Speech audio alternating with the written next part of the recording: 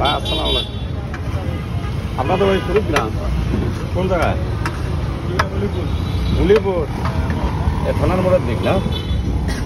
আমারও ওই আইডিয়া ছিল, আমি কভার ধরছিলাম যে উলিপুরে হইব। আমার শ্বশুর বাড়ি হলো জোগর বাজার, উত্তর বাজার, বজরা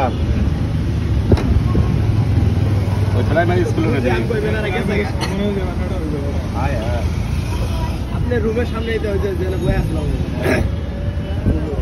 আমাদের বাড়িটা বসে কালাম আর আমি বাড়ি করছি কুড়িগ্রাম মসজিদে করে দিলাম।